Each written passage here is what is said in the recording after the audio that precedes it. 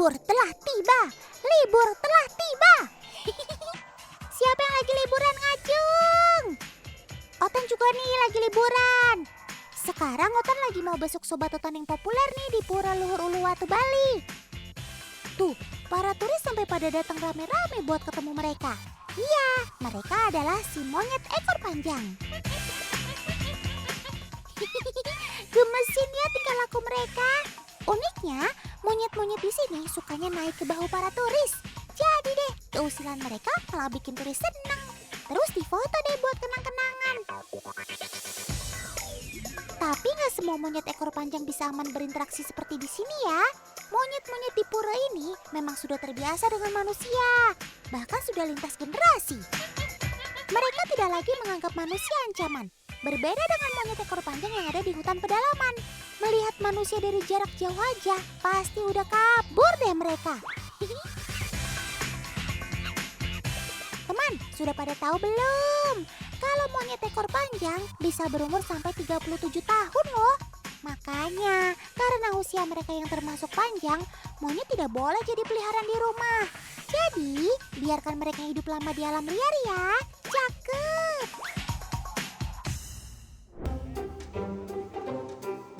Ini kok belum apa-apa, kakak kameramen sudah dinaiki oleh kamu sih, Sob. Caper banget sih. Sepertinya dia sudah tahu deh kalau mau diliput. Jadinya baik-baikin kakak kameramen deh supaya bisa masuk TV.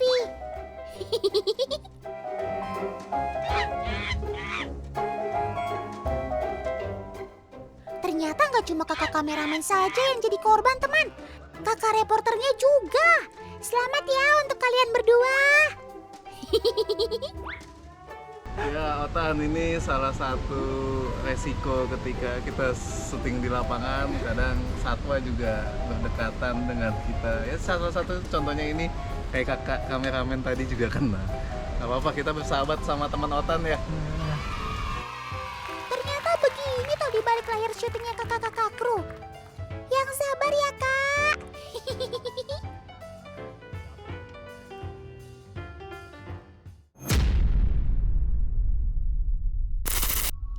Waduh, Kak. Saking totalitasnya sampai ekor sobat Otan ini masuk mulut ya.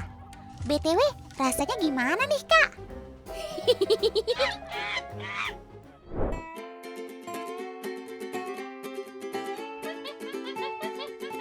Wah, ternyata ada Kak Fani juga nih.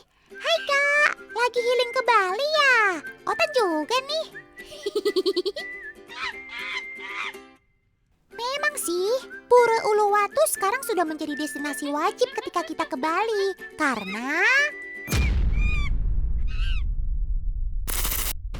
Duh, cepat banget sih pergerakan kalian, Sob. Sampai-sampai Kak Fani bengong karena kaget. Padahal baru saja Kak Fani tadi memberikan makan untuk kamu. Monyet ekor panjang termasuk hewan oportunis, teman. Mereka akan memanfaatkan momen tertentu untuk keuntungan mereka. Maka dari itu, sebaiknya jika kita ingin memberi makan, harus didampingi oleh petugas. Ayo, jangan diulangi lagi ya, Kak. Tapi, apakah perilaku mereka selalu demikian? Otan jadi tertantang untuk membuktikannya. Uji coba kali ini adalah menggunakan buah pisang dan juga kacamata. Ayo, ada kacamata nih, Sob. Mari kita coba. Loh, kok nggak ada monyet yang mendekat sih? Mereka malah cenderung hanya lewat dan cuek. Kira-kira kenapa ya? Oh alah dalah. Ternyata niat kita memprank tidak berhasil, teman. Pisang yang dipegang Kak Fani sebenarnya hanyalah kulit saja, tidak ada isinya. Tapi hebatnya mereka tahu, dan keduanya tidak menarik perhatian mereka. Jadi nggak heran kan kalau ada peneliti yang menyebut kalau monyet di Uluwatu sebenarnya adalah smart monkey alias monyet pintar. Mantap jiwa, Sob.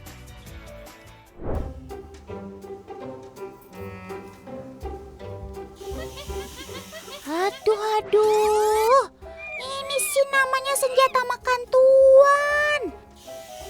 Lagian pada iseng banget sih kalian.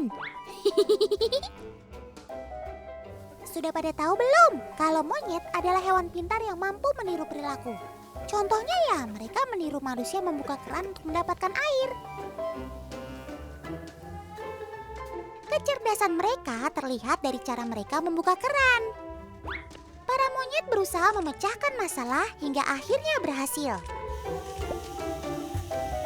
Ya, walau setelah itu mereka kaget sendiri sih.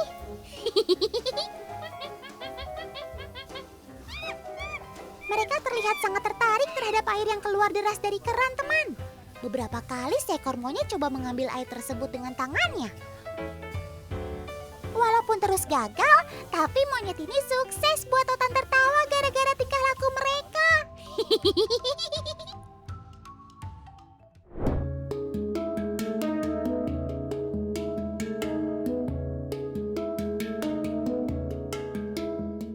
Ada yang unik dengan monyet ekor panjang di sini loh. Selain mencari makan di hutan, mereka juga mencari makan di pantai. Saat air laut surut, mereka beserta kawanannya turun ke pantai untuk mencari kerang atau kepiting. Dengan menggunakan kedua tangannya, sobat Otan ini menggali batu dan pasir untuk mencari hewan laut yang bisa dimakan. Gak heran kalau monyet jenis ini juga disebut sebagai crabs eating macaque atau monyet pemakan kepiting. Monyet ekor panjang di habitat aslinya memang merupakan hewan oportunistik omnivor alias pemakan segala jenis makanan. Apalagi hewan laut mengandung banyak protein yang dibutuhkan oleh para monyet. Oh iya, aktivitas mereka di pantai tidak selalu berurusan dengan perut, teman. Banyak dari mereka yang ke pantai hanya untuk sekedar main air. Seru banget sih kalian mainnya. Otan ikut gabung ah. Seger banget sih lihat kalian mandi di kolam siang-siang begini. Rasanya Otan mau ikutan. Teman, sobat Otan ini merupakan primata yang tidak takut dengan air. Di alam liar, sumber mata air menjadi salah satu tempat mereka untuk berkumpul. Tidak hanya sekedar untuk minum, tapi beberapa di antara mereka ada yang berenang sambil bermain. Kapan-kapan kita lomba menyelam yuk sob. Otan ahli banget nih menyelam dengan gaya batu.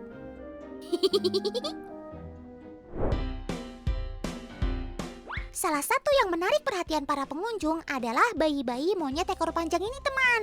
Tingkah mereka sangat lucu-lucu, ditambah rasa ingin tahu yang sangat besar.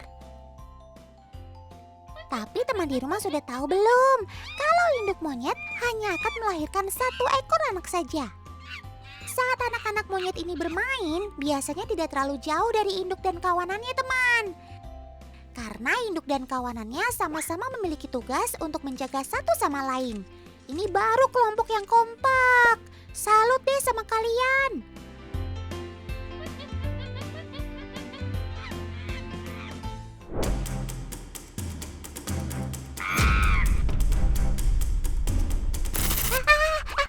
Ada apa ini, Sob? Sabar, Sob. Semuanya bisa dibicarakan dengan baik-baik.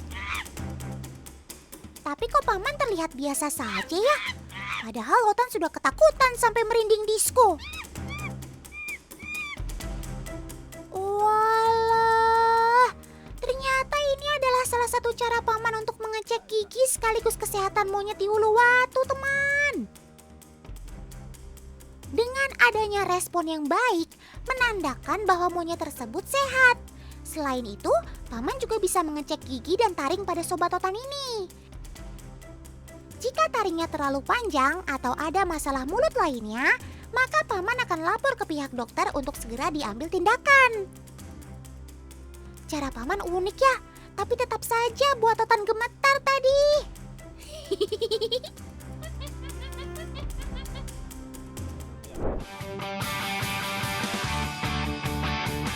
Otan kasih info lagi, Mas. Setiap harinya, manajemen manajemen Pura Uluwatu menyiapkan makanan bagi 6 kelompok monyet yang ada di sekitar lingkungan pura. Porsinya juga disesuaikan dengan jumlah masing-masing kelompok, agar mereka tidak saling berebut. Pemberian pakan ini merupakan salah satu langkah agar sobat otan yang berada di lingkungan pura tidak kekurangan makanan. Ini namanya kermaks alias keren maksimal.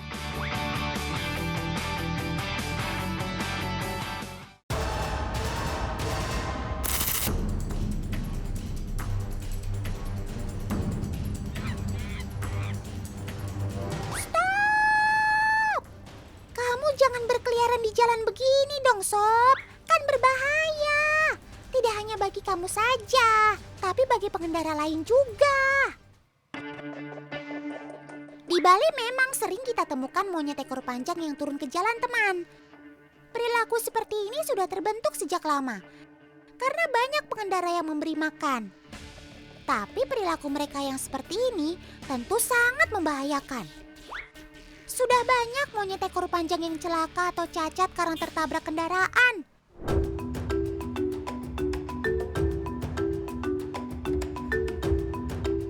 Loh, kamu kok warnanya putih? Apakah kamu monyet legenda jadi-jadian? Bukan ya teman, Otan cuma bercanda. Memang, monyet putih terkenal dalam cerita pewayangan, seperti Hanoman si monyet putih yang sakti mandraguna. Tapi, sobat Otan si monyet ekor panjang juga ada beneran kok yang warnanya putih. Namanya monyet Hanuman. Berbeda dengan monyet yang di Bali, monyet Hanuman asli Bangladesh, Pakistan, bahkan tinggal dekat dengan pegunungan Himalaya. Jadi bukan berarti asal berwarna putih terus dihubungkan sama yang jadi-jadian ya. Tuh buktinya, monyet Hanuman asli putih, no kawe-kawe.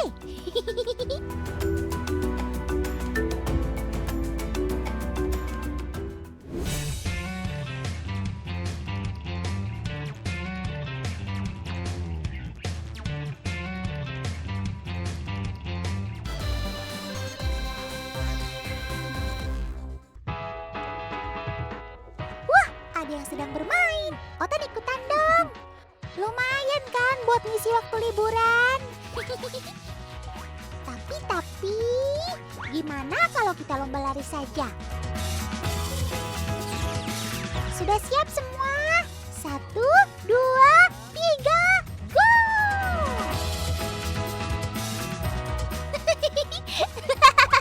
Seru ya melihat anakan burung unta bisa main seru-seruan kayak gini. Iya teman, ini tuh masih anakan, tapi ukurannya udah gede banget kan. Kalau mau lihat yang super jumbo, sekarang kita lihat indukannya yuk.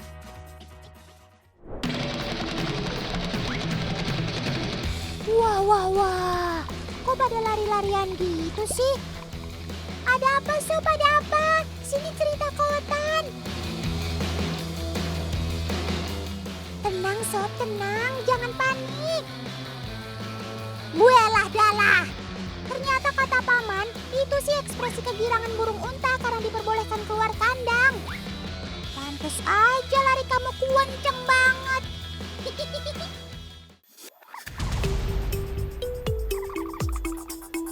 Teman, kali ini Otan sedang berada di Mahasvin Farm yang berada di Kabupaten Sleman, daerah istimewa Yogyakarta.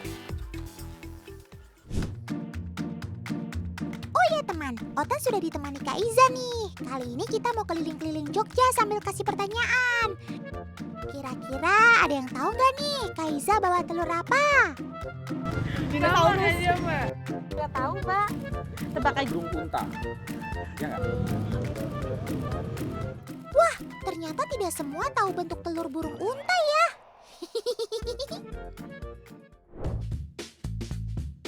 Nah, teman di rumah udah pada tahu belum? Kalau telur burung unta adalah telur terbesar dari seluruh unggas di dunia. Beratnya setara dengan 24 telur ayam loh. Telur ini berukuran sekitar panjang 15 cm dan lebar 13 cm. Untuk beratnya mencapai 1,5 kg loh dengan isi hingga 1 liter. Wah. Ini sih kalau dibikin telur dadar bisa dimakan 1 RT.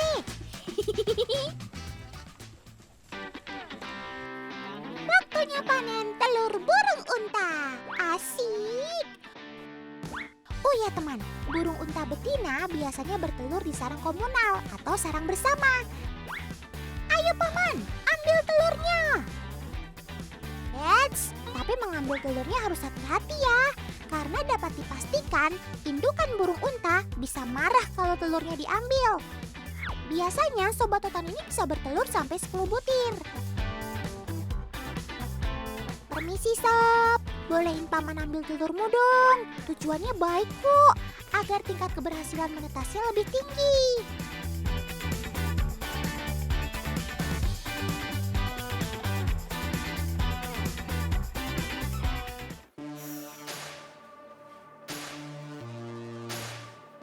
Kurang lebih telur burung unta akan menetas di usia 45 hari dengan suhu sekitar 37 derajat Celcius di dalam inkubator. Hei, ada anakan yang keluar dari telurnya. Akhirnya menetas juga kamu sob. Ya ampun, gemes banget, lucu. Oh iya, terkadang proses menetas tidak berjalan dengan baik karena kondisi cangkang telur yang cukup tebal dan keras, sehingga butuh bantuan untuk dipecahkan. Lihat saja betapa kerasnya cangkang burung unta ini, sehingga membutuhkan palu untuk memecahkannya. Akhirnya, paman berhasil menyelamatkan anakan burung unta. Selamat datang di dunia, sob.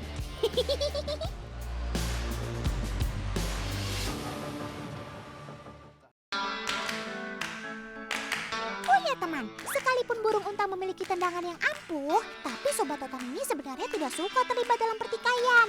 Mereka lebih memilih menghindarinya. Gak percaya? Yuk kita buktikan. Nah, gimana kalau benda asing ini paman kiper coba dekatkan ke mereka ya? Apa yang akan mereka lakukan? Wah, gak pikir panjang. Sobat totan langsung kabur tuh. Sob, jangan kabur, sob. Tunggu, sob, tunggu. Wah, cepet banget kamu larinya. Ya iyalah, memiliki kaki yang panjang dan jenjang membuat burung unta menjadi salah satu hewan berlari tercepat. Gak kaleng-kaleng, sekali gas bisa mencapai 70 km per jam. Wush! Oh ya teman, uniknya lagi, ketika berlari mereka menggunakan mode senyap loh. Langkah kakinya hampir tidak terdengar karena cara berlari mereka seperti orang yang sedang berjalan jinjit dengan ujung jari kaki.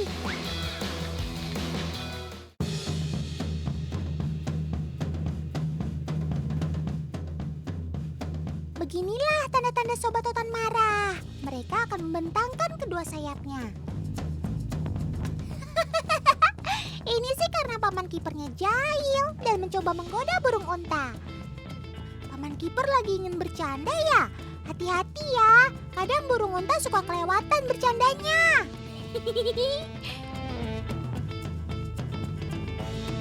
Nah kan, paman kiper dikejar tuh. Lari paman, lari.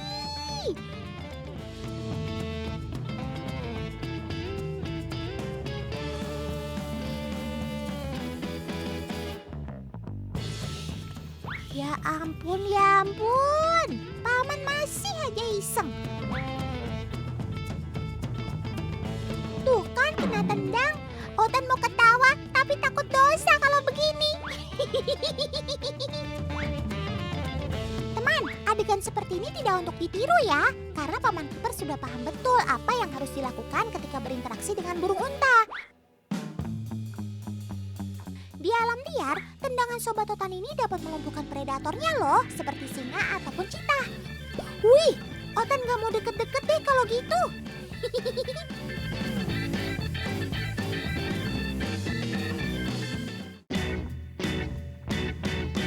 Sob, hujan nih sob, ayo berteduh. Lah, kok kalian malah kegirangan sih? Tapi gak lama berselang, mereka langsung duduk lalu meletakkan leher dan kepalanya di tanah. Weleh, sob, kok malah pada rebahan sih? Kenapa? Masuk angin? Tenang teman, mereka baik-baik aja kok. Ini merupakan perilaku unik burung unta ketika hujan. Tujuannya untuk menghindari petir. Sadar diri ya sob, kalau punya leher seperti penangkal petir. Pinter banget sih kamu. Sobat Totan ini anti rewel kalau masalah makanan. Apapun bisa ia makan. Namun di sini mereka suka sekali kalau dikasih jagung. Tuh, Paman Aswin sedang memberi makan burung unta kesayangannya. Wah, ini sih harus dilakukan oleh ahlinya ya teman. Meski paruh burung unta tidak bergerigi, tapi cukup lancip loh dan bisa menyebabkan luka. Butuh kedekatan untuk bisa memberi makan seperti ini. Wih, semangat sekali kalian makannya sob.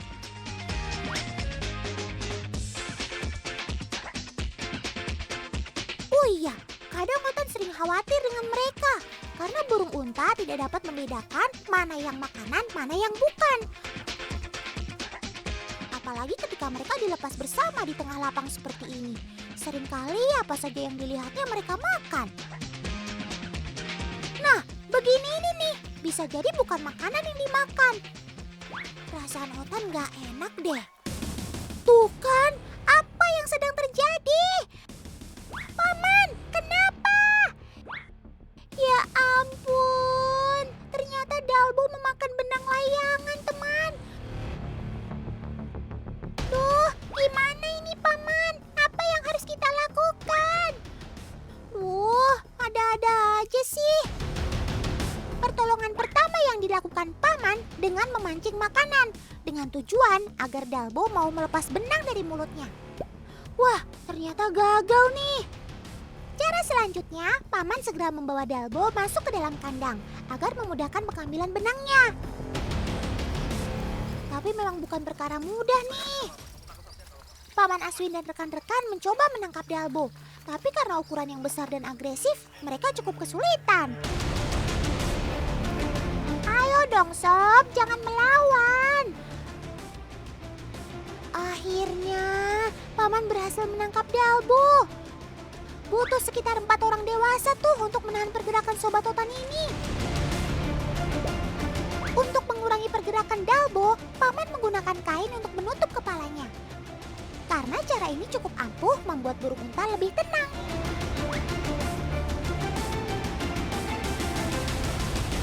Tuh kan bener aja, benang layangnya sudah ada di dalam mulut. Bahkan sebagian sudah masuk ke dalam pencernaan. Waduh, Otan gak tega melihat kamu kesakitan, Sob. Wah, sepertinya ini butuh bantuan dokter. Tapi sebelumnya, benang yang masih tersisa di mulut digunting agar tidak melukai Sobat Totan. Semangat ya Sob, semoga gak kenapa-napa. Nah, akhirnya Pak Dokter datang.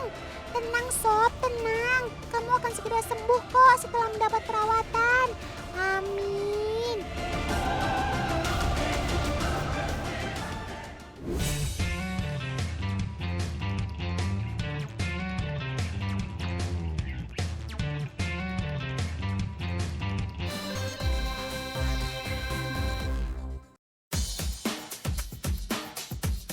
Siapa yang masih takut kalau ketemu pitbull? Hayo ngaku. Sejatinya, anjing adalah hewan yang bisa dilatih dan dididik, termasuk diajak bersosialisasi teman.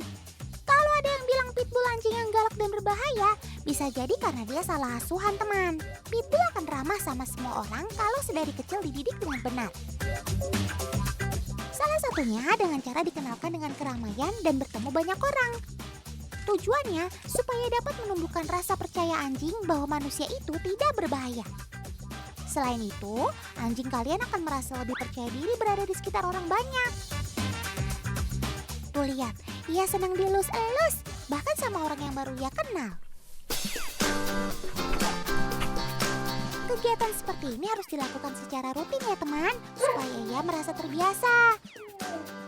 Di rumah, dia juga harus dibiasakan berinteraksi dengan akrab, alias jangan cuma dikandangin aja. Kedekatan anjing bersama keluarga sangat dibutuhkan. Fungsinya agar anjing mengetahui keluarga inti yang mengurusnya. Anjing yang dididik galak sejak awal, maka setelah dewasa, ia akan menjadi anjing yang galak dan cenderung agresif. Sedangkan anjing yang dididik lembut dan penurut, maka ia akan menjadi anjing yang penurut. Semua anjing itu sama kok teman, tinggal bagaimana kita mau mendidik anjing peliharaan kita. Ibarat anak kecil yang tidak tahu apa-apa. Bila cara kita mendidik serta merawat baik dan benar, maka akan menjadi anak yang baik juga kelak. Jadi kalau mau punya peliharaan, harus mau merawat dan mendidik ya. Jangan cuma buat punya-punyaan aja terus nggak tanggung jawab. Yang gini-gini nih yang nanti bisa merugikan. Wah, sehat bener kami. Lagi olahraga santai ya? Tapi kok seperti ada yang aneh ya? Nah kan, ternyata kami olahraga nggak sendirian teman. Tapi ditemani sobat Otan si Pitbull. Ini adalah sepeda yang sengaja dimodifikasi agar bisa berolahraga bersama si Pitbull. Dengan seperti ini, tentu Sobat Otan akan lebih terarah. Lagi-lagi kekuatan si Pitbull di sini teruji, teman. Gancil ini mah.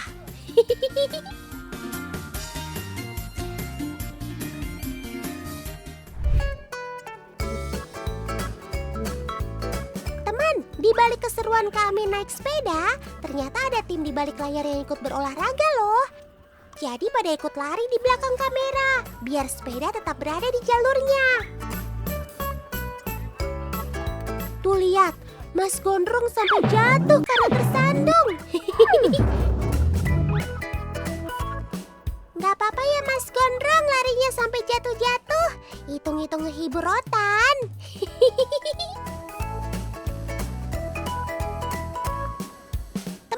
Meski Pitbull memiliki tenaga yang kuat, namun dia tidak bisa menghemat tenaganya.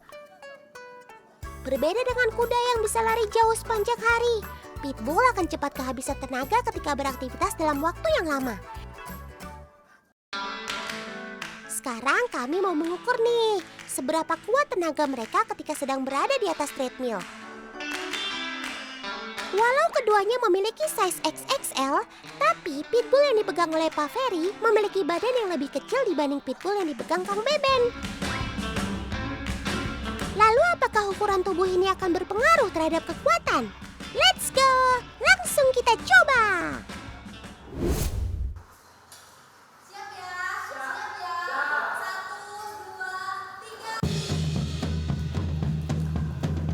Kedua anjing ini melakukan aksi pertama mereka dengan sangat baik, teman.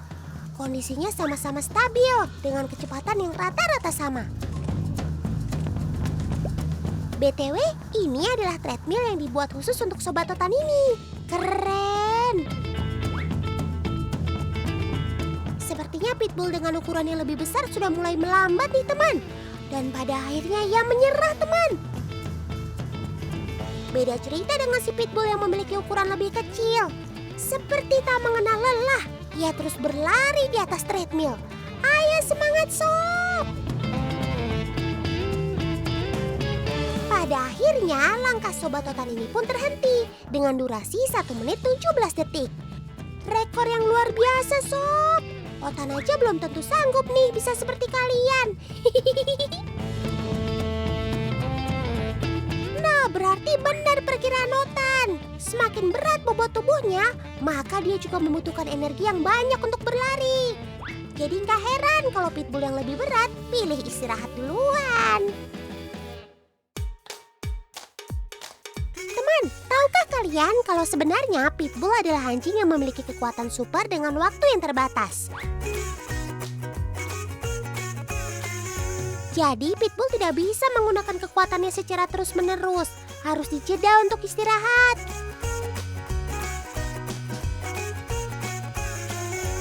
Saat merasa lelah, Pitbull punya trik agar cepat dapat mengembalikan staminanya. Ia akan membuka mulutnya untuk menurunkan suhu tubuh.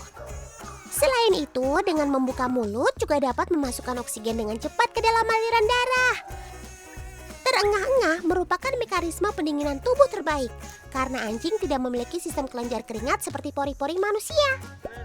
Tapi tenang aja, jika tenaganya sudah terkuras habis, Sobat Totan ini hanya membutuhkan waktu sekitar 30 menit untuk bisa memulihkan kondisinya kembali. Waduh, kalau Otan sih sepertinya harus tidur seharian dulu deh. Teman, ada efek buruk jika kita membiarkan pitbull terlalu lelah dalam beraktivitas. Pitbull bisa saja terserang heat stroke. Heat stroke adalah kondisi di mana ketika suhu tubuh anjing meningkat secara drastis, ditambah panas suhu tersebut tidak dapat dikontrol oleh Sobat Totan ini karena sudah terlalu lelah, pada akhirnya anjing bisa saja mati karena kelelahan di suhu panas yang tinggi. So, teman-teman harus lebih perhatian lagi sama hewan peliharaannya ya.